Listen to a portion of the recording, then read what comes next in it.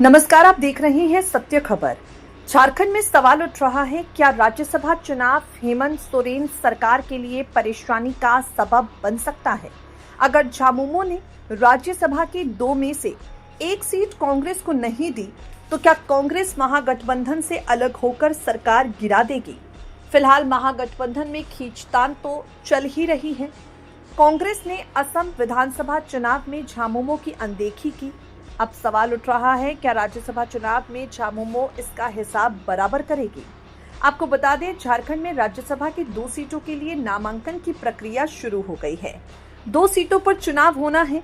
8 जून नामांकन की आखिरी तारीख है। महागठबंधन में 34 विधायकों के साथ झामुमो सबसे बड़ी पार्टी है। 1 सीट पर जीत के लिए 28 विधायकों की जरूरत है।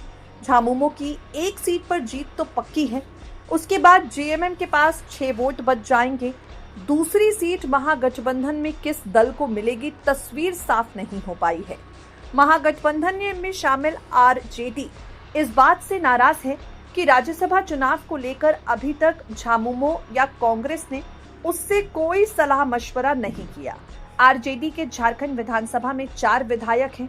बीते दिन एक बड़ी बैठक हुई है, जिसमें आरजेडी विधायकों का कहना है, हम महागठबंधन का हिस्सा हैं, लेकिन राज्यसभा चुनाव को लेकर हमसे कोई संपर्क नहीं किया गया। ऐसा लग रहा है जैसे साइडलाइन करने की कोशिश हो रही है, लेकिन हम लालू प्रसाद यादव के चेले हैं, उनसे जो निर्देश मिलेगा वही करेंगे। दूसरी तरफ भाकपा माले के भी 2 विधायक हैं। माले ने मांग की है कि राज्यसभा चुनाव को लेकर मुख्यमंत्री हेमंत सोरेन जल्द महागठबंधन की बैठक बुलाएं। इसके साथ ही आपको बता दें, कांग्रेस के 16 विधायक हैं। अगर कांग्रेस को 2 में से 1 सीट मिलती है, उसकी जीत तभी संभव है जब उसे झामुमो के 6, आरजेडी के 4 और भाकपा माले के 2 विधायकों का भी समर्थन मिले। जब ये तीनों दल कांग्रेस का समर्थन करेंगे, तब जाकर कांग्रेस का आंकड़ा 28 पहुंचेगा। कांग्रेस अभी तक इन 12 विधायकों का समर्थन हालांकि नहीं जुटा पाई है।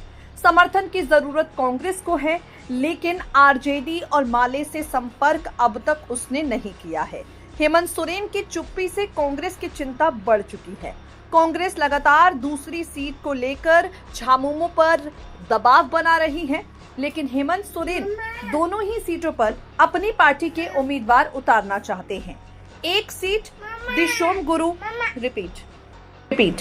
एक सीट दिशोम गुरु शिबू सोरेन के निधन से खाली हुई है।